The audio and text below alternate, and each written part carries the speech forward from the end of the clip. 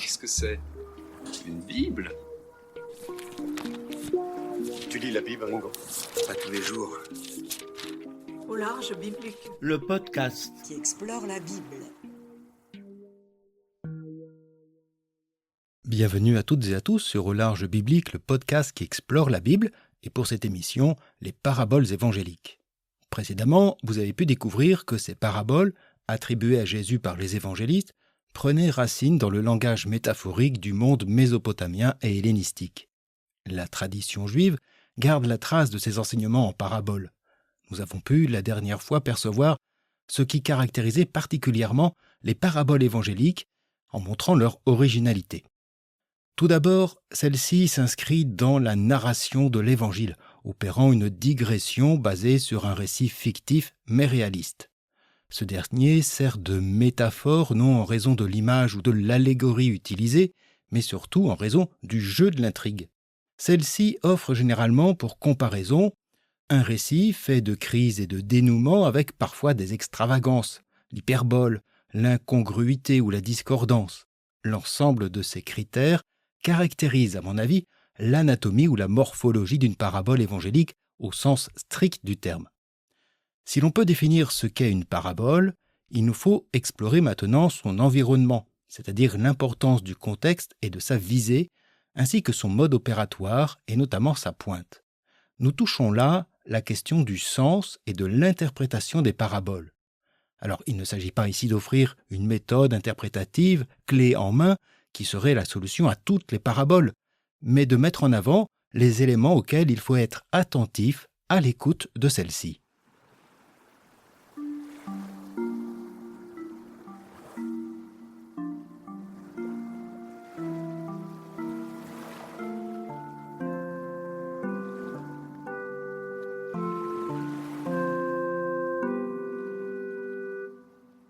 Il nous arrive parfois de commencer une parabole en allant directement à l'intrigue métaphorique. On pourrait, par exemple, raconter l'histoire du bon Samaritain en commençant par « Un homme descendait de Jérusalem à Jéricho », en oubliant quelle est la réponse à la question du légiste « Et qui est mon prochain ?» Ou bien encore, lire celle de la brebis perdue sans se référer au contexte différent de Matthieu ou bien de Luc. Comme nous l'avons observé avec le précédent épisode, d'une certaine manière, le contexte de la parabole fait partie de la parabole qu'elle introduit ou encadre. Certes, il existe des lectures décontextualisées qui s'appuient sur l'hypothèse d'une possible parabole prononcée par Jésus lui-même, intégrée plus tardivement par l'évangéliste dans son récit. Mais dans cette hypothèse, nous ne savons pas quelle version exacte de la parabole en question aurait été racontée par Jésus. Certes, les pères de l'Église, comme Origène ou saint Augustin et bien d'autres, ont aussi une lecture des paraboles qui s'appuie sur ce qu'ils définissent comme les 4 sens de l'Écriture. Je résume, car nous pourrions y consacrer un épisode entier pour le moins. Ainsi, le sens littéral ou historique raconterait factuellement, selon eux, ce que Jésus a fait et dit. Jésus a raconté la parabole du bon Samaritain. Mais les textes dont la parabole comportent aussi, selon eux, 3 sens spirituels. Le premier est appelé le sens allégorique ou typologique, qui cherche la figure ou la préfiguration du Christ ou de l'Église dans les textes de l'Ancien Testament, mais aussi dans les paraboles. Saint Augustin voit dans la parabole du bon Samaritain, par exemple, une allégorie de l'histoire du salut, où l'homme blessé représenterait Adam, les bandits, le diable et les démons, le prêtre et le lévite, l'Ancien Testament, et le Samaritain serait la figure du Christ, avec l'auberge, celle de l'Église. Mais est-ce la visée de la parabole au sein de l'évangile de Luc ? Pour d'autres paraboles, on aura ce type d'interprétation, mais à condition de s'appuyer sur des éléments internes au texte. La même remarque peut s'appliquer pour le sens tropologique ou moral, qui tire du texte une orientation éthique appelant à la conversion et répondant à une question d'actualité et pas seulement en fonction du contexte. Enfin, le sens anagogique oriente la lecture du texte biblique vers la fin des temps, l'accomplissement eschatologique. Alors certes, les paraboles peuvent convenir à ce type de lecture, mais celles-ci ne prêtent pas toujours en compte la visée première de la parabole au sein d'un évangile, ni même son contexte. De fait, il peut y avoir, selon les commentaires, plusieurs niveaux de lecture, soit en recherchant l'auditoire galiléen ou judéen au temps de Jésus, soit en fonction du contexte de la rédaction et des destinataires de chacun des évangiles, ou soit dans le contexte ecclésial, que ce soit celui des pères de l'Église dans les premiers siècles, ou plus tard, jusqu'à aujourd'hui, de celles et ceux, théologiens ou non, qui s'approprient là où les paraboles pour argumenter une pensée ou un débat. Pour notre part, nous resterons dans le cadre exégétique, c'est-à-dire dans le contexte narratif et historique des évangiles. S'en écarter présente toujours le risque d'une instrumentalisation et d'un contresens. Car les paraboles comportent, c'est vrai, un aspect assez énigmatique. Et on peut se poser la question, y a-t-il un sens caché aux paraboles ? Mais peut-on tout leur faire dire pour autant ?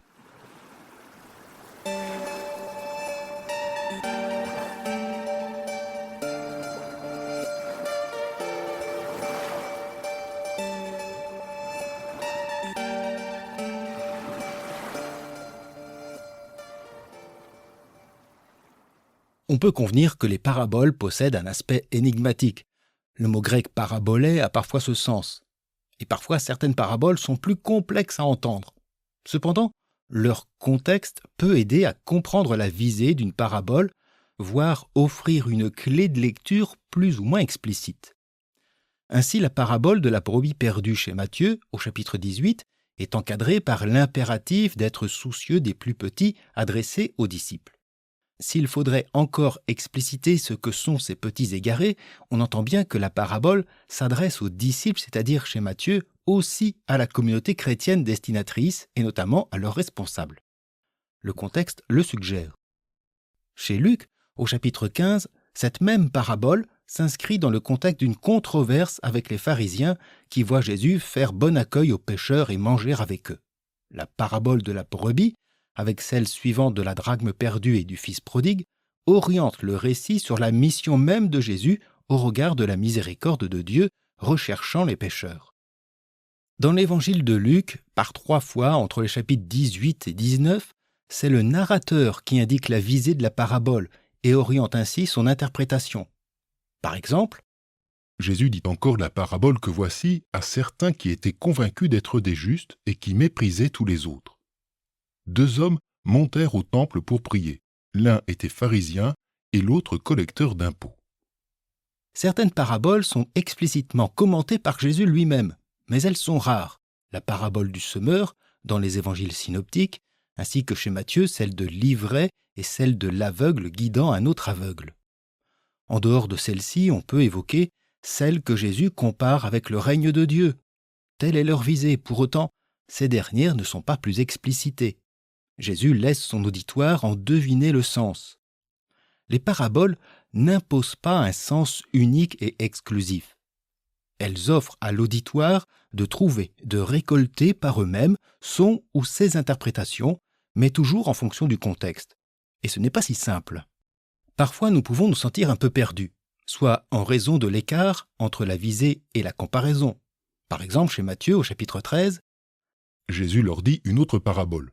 Le royaume des cieux est semblable à du levain qu'une femme a pris et enfoui dans 3 mesures de farine jusqu'à ce que le tout ait levé. très bien, mais on en fait quoi de cette farine? Où veut en venir Jésus? Pas si simple. Ici, le contexte immédiat des autres paraboles permettra d'en saisir un tant soit peu le sens. L'absence d'un contexte clair n'aide pas à interpréter la parabole. C'est ce qui se passe dans un premier temps avec la parabole du semeur, obligeant les disciples à demander des éclaircissements, ce que fera Jésus. Quand Jésus fut à l'écart, ceux qui l'entouraient avec les 12 se mirent à l'interroger sur les paraboles. Cependant, avant de leur offrir une interprétation, on verra que d'autres sont possibles, Jésus a cette remarque étrange. Et Jésus leur disait, « À vous, le mystère du règne de Dieu est donné. Mais pour ceux du dehors, tout devient énigme. » Les paraboles seraient-elles des récits mystérieux dont seuls les disciples initiés seraient capables de déchiffrer? Sont-elles destinées à une élite?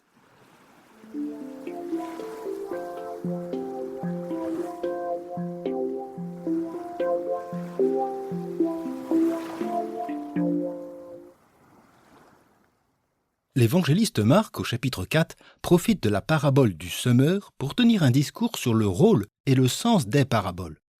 Sitôt celle du semeur, destinée à la foule rassemblée, Jésus poursuit. Il disait, Qui a des oreilles pour entendre, qu'il entende.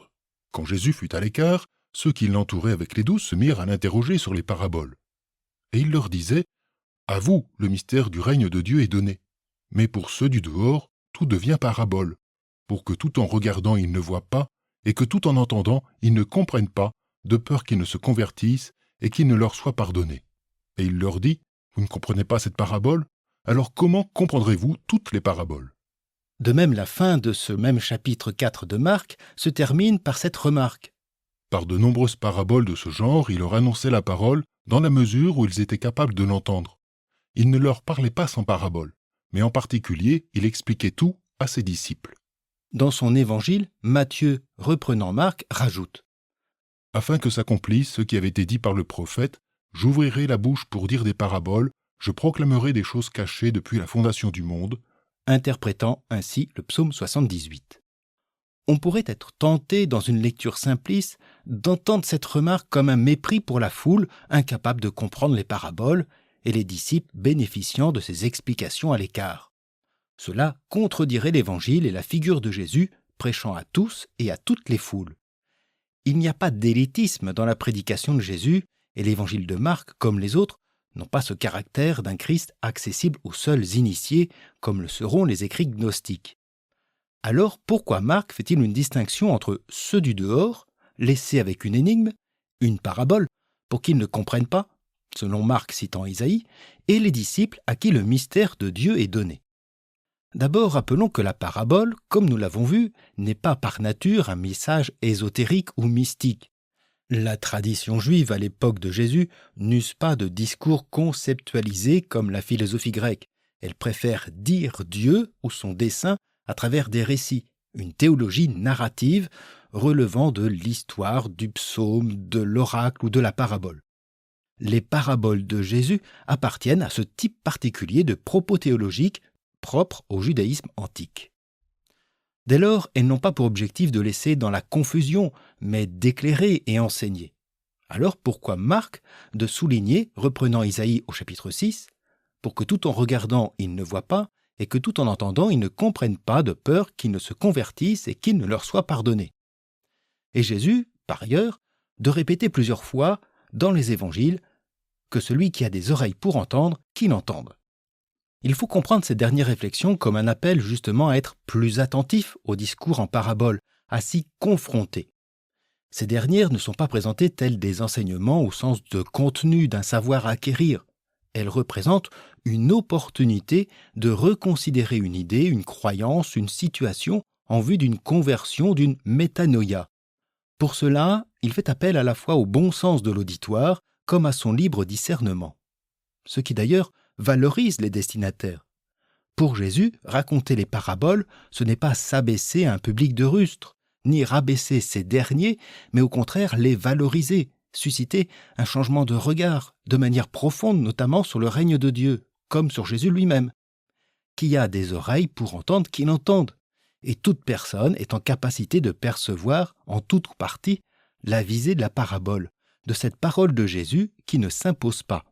Ce qui rejoint la figure même du Christ telle qu'elle se révèle pleinement chez Marc à la croix.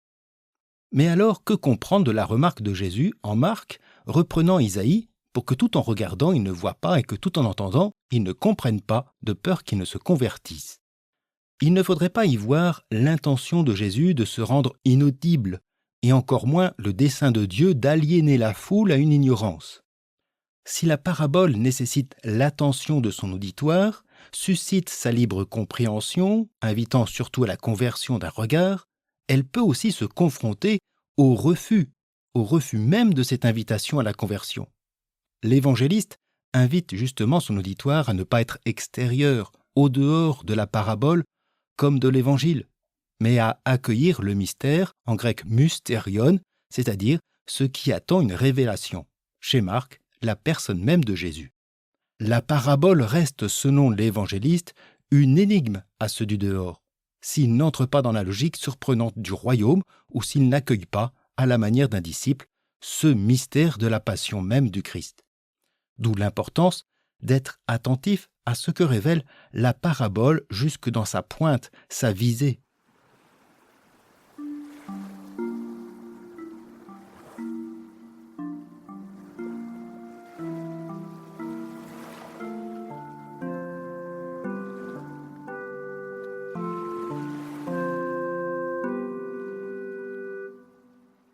Dans une parabole, on qualifie de pointe le moment où le récit bascule pour révéler son sens, un sens souvent inattendu, voire subversif pour l'auditeur, par ces extravagances dont nous avons parlé à l'épisode précédent.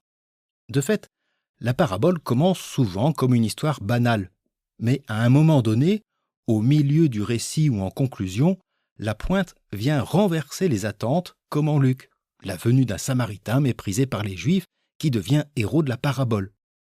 Elle permet ainsi de mettre en lumière un aspect détonnant sur le règne de Dieu à venir ou sur l'éthique évangélique. Et de fait, souvent, la pointe de la parabole oblige une remise en question, un changement de logique ou de perspective. Ainsi, dans la parabole des ouvriers de la 11e heure, les derniers sont rémunérés comme les premiers salariés, ce qui est contraire à toute logique. La pointe peut également se loger dans un détail surprenant ou choquant, le semeur gaspillant ses semences, ou encore avec un moment inattendu, comme la réaction du père accueillant à bras ouverts le fils prodigue. Une parabole peut même posséder plusieurs pointes, c'est-à-dire différents points de basculement. Dans celle du Samaritain, j'ai évoqué la venue de ce personnage qui bouscule l'intrigue du récit. Mais on peut aussi considérer la conclusion de cette parabole comme une ultime pointe avec la réponse finale de Jésus. Il ne répond pas à la question initiale du légiste « Qui est mon prochain ?», mais en renverse les termes et donc la perspective par une autre question. Lequel des trois, à ton avis, s'est montré le prochain de l'homme qui était tombé sur les bandits ? La parabole, par son intrigue et sa pointe, révèle souvent une dimension théologique ou christologique. Elle ne peut être réduite en cela à une leçon de morale. Il faut être bon comme le Samaritain. Elle vient révéler l'évangile majuscule, c'est-à-dire le dessein même de Dieu en son Fils. Et elle oblige notamment l'auditoire juif du récit, comme l'auditoire judéo-chrétien et pagano-chrétien de l'Évangile, d'hier à aujourd'hui, à se laisser bousculer jusque dans ses conceptions, voire ses certitudes sur Dieu, le royaume ou le Christ, comme aussi l'attitude croyante. La parabole n'est certes pas réductrice à sa ou ses pointes, mais celles-ci sont importantes dans l'évaluation et l'interprétation d'une parabole, tout comme le contexte narratif et historique. Il vaut mieux comprendre ce que représente un Samaritain pour un Juif du 1er siècle afin d'entendre l'originalité de la parabole. Comme celle-ci se comprend mieux également par le contexte introduit avec la question du légiste « Qui est mon prochain ?»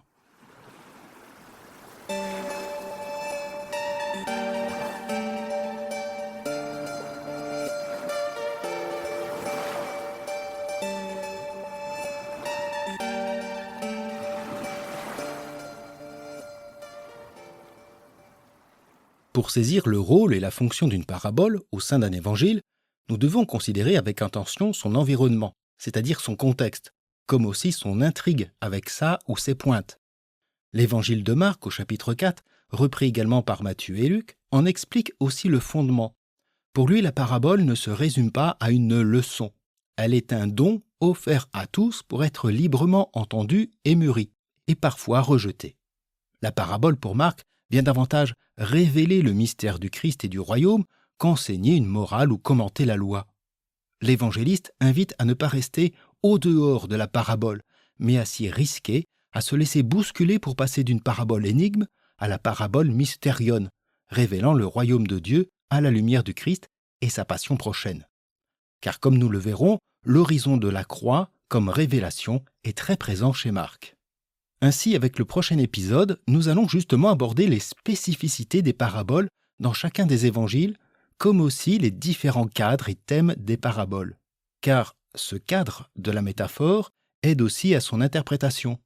Il n'est pas anodin d'user de l'image d'une vigne, par exemple, ou comment passer du champ au royaume de Dieu. D'ici là, je vous invite encore à partager autour de vous cette émission, à laisser vos commentaires sur votre plateforme d'écoute comme sur le site. Et je vous souhaite une bonne journée, une agréable soirée, et je vous dis à bientôt sur Au Large Biblique.